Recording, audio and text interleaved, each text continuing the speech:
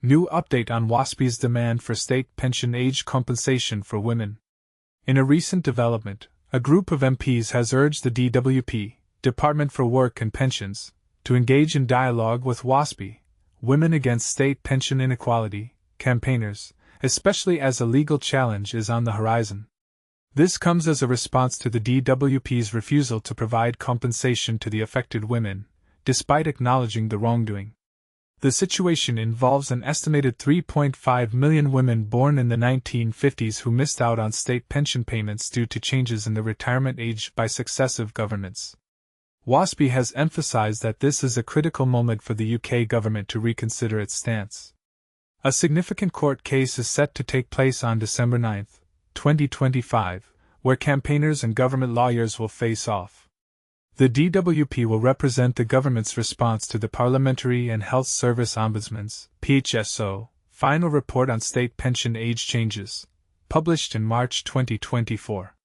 The PHSO's report recommended compensation equivalent to Level 4 on its banding scale, which ranges from £1,000 to £2,950.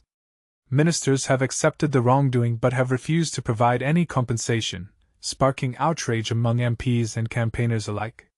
This has led to a growing call for a U-turn from the DWP, with 100 MPs, including 52 Labour MPs, demanding a re-evaluation of the situation. The Labour Work and Pensions Minister's reluctance to meet with WASPI campaigners has further fueled the tension. After a recent drop in session exclusively for MPs, campaigners reported that many Labour MPs were furious with the government's handling of the pension issue. The last meeting between DWP ministers and WASPI representatives was over a year ago, in September 2024. Legal action could potentially force the DWP to reconsider the PHSO's report, which highlights the need for a mechanism to provide appropriate compensation. However, it's important to note that the court cannot directly enforce compensation for WASPI women. The campaigners' chair, Angela Madden, expressed frustration, stating that many Labour MPs are still angry about the government's failure to compensate the affected women. She emphasized the impact on the affected cohort, who are known to vote and have significant support for various parties. WASPI is ready for constructive dialogue with ministers, but the pressure is on the DWP to take action. Labour MPs have pledged their support for WASPI's fight for justice.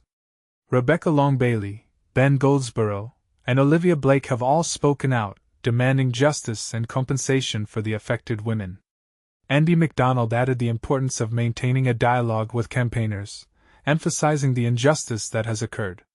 The outcome of the legal challenge remains uncertain, but the campaigners' determination and the growing public support could potentially lead to a significant change in the government's stance.